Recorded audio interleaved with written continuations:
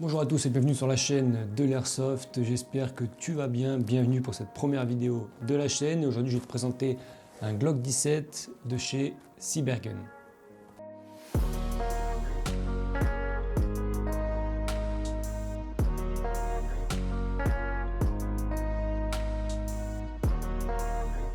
Les petites reviews qui seront ici seront de manière assez rapide et limpide pour que tu puisses te faire une idée de la réplique globale sans forcément avoir plein de tests sur la réplique. Personnellement, je ne l'ai encore pas testé sur le terrain, mais j'ai fait des tiers tests avec et je peux vous dire que c'est une excellente réplique. Donc moi, sur la chaîne YouTube, les reviews seront un peu rapides, je vais vous dire un petit peu les specs que les répliques ont, mais il n'y aura pas forcément de test spécial en extérieur, etc., où je fais des tests de tir, où je la passe au chronie. Nous, vraiment savoir un petit peu les specs qu'il y a. Après, sur certaines vidéos, sur certaines répliques, ça peut valoir le coup d'y faire. À ce moment-là, j'y ferai. Mais certaines présentations, la majorité des présentations, n'auront pas d'essai de tir, d'essai de chronie, etc., etc. Sans plus attendre, packaging. Très sobre, très simple. Le revêtement Glock Perfection. Il faut savoir que cette réplique de chez Cybergun est sous licence Glock. C'est les seuls en France qui peuvent l'avoir. Sinon en Europe, il me semble que c'est Umarex, mais je ne suis pas sûr du tout. En tout cas, réplique CO2, un kick monstrueux. Ça, je peux vous le garantir. Et on va tout de suite le déballer pour voir ce qu'il y a à l'intérieur. Allez, on est parti. On ouvre la boîte. Et qu'est-ce qu'on a tout de suite? On a évidemment la petite notice qui vont nous montrer comment charger l'arme, comment mettre le gaz, etc., etc. Ce qui est cool, par contre, c'est qu'ils nous mettent une petite vue. Je ne sais pas si vous allez voir. Une petite vue éclatée de la réplique, donc ça c'est plutôt cool, vraiment. Au moins si on veut une pièce, il y a des sortes de références, Z13, L15, etc. Et ça peut être intéressant si vous la démontez pour faire votre entretien, vous pouvez un petit peu voir, pour la remonter facilement en tout cas. Donc ça, très cool, les vues éclatées, j'aime bien quand c'est disponible sur les répliques, ça évite de galérer. Ensuite, on a la réplique juste ici, sous petit emballages. Je vais la mettre de côté pour l'instant parce qu'il y a juste dessous des petits accessoires. On va tout sortir. Voilà, la boîte est vide. Qu'est-ce qu'ils nous fournissent? Ils nous fournissent deux grippes à rajouter sur la poignée. Donc il y a deux grippes avec une petite goupille pour pouvoir. C'est pas pour remplacer la poignée, c'est pour pouvoir la faire grossir. Voilà, selon votre taille de main. Il y a du M et il y a du L. On a ensuite fourni évidemment une grosse BTR pour venir faire percuter la capsule de CO2 dans le chargeur. Et enfin, nous avons cette superbe réplique. Voilà.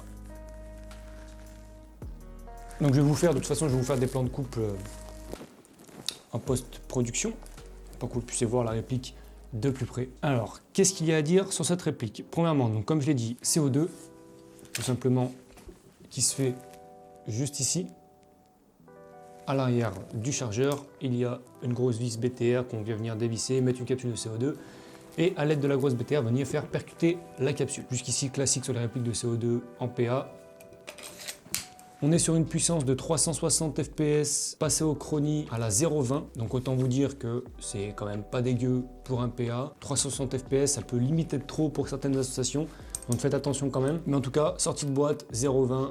360 fps, un joule 2, un joule 3, testé sous les températures environ 15-20 degrés, donc attention à l'été s'il peut peut-être aller un peu au-dessus, à voir en condition. Là en ce moment il fait pas 30 degrés, mais à voir s'il dépasse, s'il monte un petit peu en puissance, parce que je répète, sur certaines associations ça peut être compliqué d'avoir des PA à 400 fps par exemple. Pour les matériaux réels du vrai Glock 17 en tout cas. Tout le garde-main est sous la culasse, le pontet, l'éjectoire de chargeur et la queue de détente sont en polymère, qui rend un côté léger, un côté assez agréable à prendre en main quand même. En revanche, la culasse, elle, est en métal, évidemment. Le tout pour un poids d'environ 750 grammes, chargeur compris, puisque le chargeur, il est déjà très lourd. Dès qu'on l'enlève, vraiment la réplique, elle doit faire 500 grammes, je pense, à tout casser. Et dès qu'on enclenche, vraiment, on est sur quelque chose de plus costaud. Mais on sent que la finition de ce Glock, en tout cas, elle est extrêmement réussie. On se rapproche vraiment de l'original.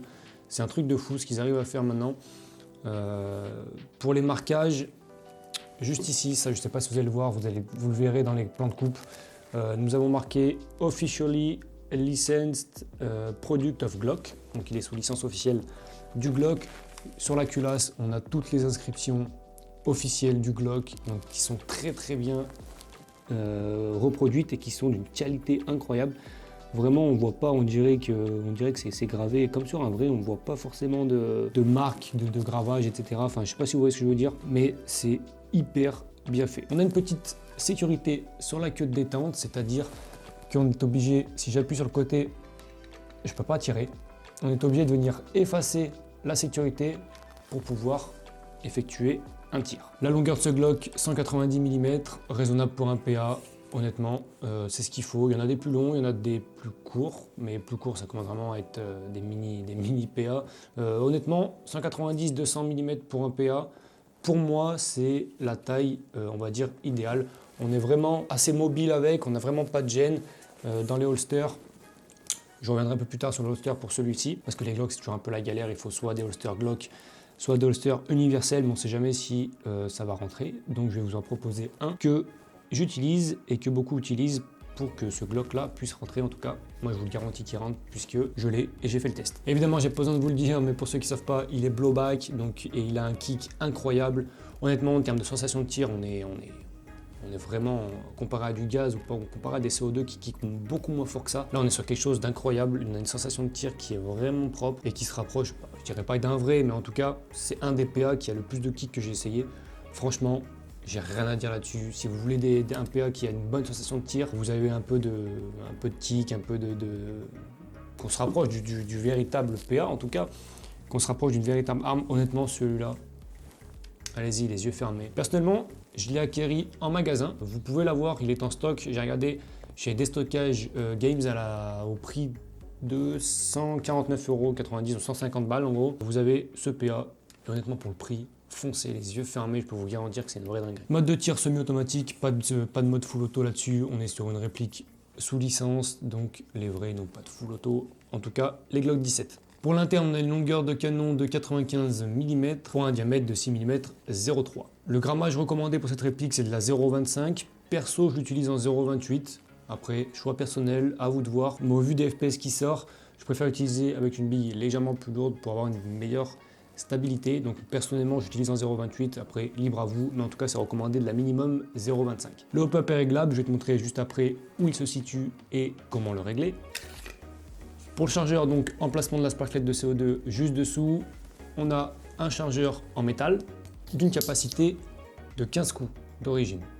Sur cela, les chargeurs sont propriétaires, c'est-à-dire que si vous voulez un chargeur supplémentaire, il va falloir vous tourner vers la marque Cybergun du coup. Pour vous faire votre entretien, pour ouvrir la culasse, c'est très simple. Vous éjectez le chargeur, ça se situe juste ici sur le côté, comme la majorité des PA. Vous avez juste ici un petit cran, un petit loquet que vous allez baisser vers le bas, mais vous avez le même de l'autre côté, donc vous appuyez sur les deux en même temps. Vous allez venir faire un mouvement arrière-avant et votre culasse est enlevée. Et le hop-up, justement, se trouve juste ici. Vous avez une petite molette avec marqué up pour on visse. En gros, ouais, c'est ça. Vous vissez, ça fait de l'effet, donc vous augmentez votre hop-up et vous dévissez et ça le baisse un petit peu. Donc c'est ici que vous allez avoir accès donc, à tout ce qui est canon, ressort, etc. et faire votre petit entretien. Le seul truc qui est dommage, c'est que moi, voilà, il est tout neuf, vraiment, et je l'ai démonté déjà quelques fois, et j'ai déjà des traces un petit peu de frottement un peu partout. J'ai l'impression que c'est un bon matériau, c'est des bons matériaux qui est à l'intérieur, mais j'ai l'impression que la peinture peut-être s'est tiraillée un peu trop. À mon goût, j'ai peut-être démonté une dizaine de fois pour voir à l'intérieur, pour m'entraîner, pour régler mon hop-up, etc. Et c'est vrai que il est quand même déjà pas mal marqué. C'est vrai que ça rajoute un style, d'avoir un petit peu d'usure sur les Glock, sur les PA, sur les répliques en général. Ça fait un peu de vécu, c'est pas mal, mais bon, quand il est tout neuf, ça fait toujours un peu chier d'avoir des traces. Pour le remettre, c'est pas compliqué. Vous remettez la culasse dans sa glissière et vous allez chercher tout au fond. Et voilà, la culasse est bien remise. Donc il est blowback, c'est très simple, vous tirez en arrière une fois que vous avez enclenché votre chargeur. Et pour faire revenir la culasse, c'est juste en haut, juste dessous, vous avez un petit loquet, vous le descendez, clac, la culasse revient. Quand il est plein, quand le chargeur est plein de billes et chargé en CO2, Vous n'êtes pas obligé d'appuyer là-dessus, vous pouvez aussi faire un mouvement, le tirer en arrière et relâcher et ça va faire revenir la culasse. Mais là on ne peut pas parce qu'en fait j'ai rien dedans. Vous avez juste en dessous, je ne sais pas si vous allez voir, une petite tige en aluminium qui va en métal d'ailleurs, qui va vous permettre d'activer ou de désactiver la sécurité du tir, donc en mode safe ou en mode fire. Juste dessous, vous avez un petit rail Picatinny pour pouvoir venir fixer un laser, une lumière ou ce que vous voulez en Picatinny. Pour le holster, justement, voici celui que j'utilise, c'est le Swiss Arm Adaptix Level 3. C'est celui-là, il y a un petit peu trop de lumière. Voilà, c'est celui-là que vous trouvez aux alentours d'une vingtaine d'euros, 25 euros il me semble. Et en fait, c'est un holster universel et que vous pouvez mettre un petit peu de partout sur vous. Vous voyez tous les points rouges.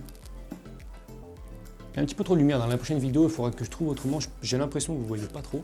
Il s'adapte un peu partout et je peux vous garantir, par exemple, il rentre avec mon Glock.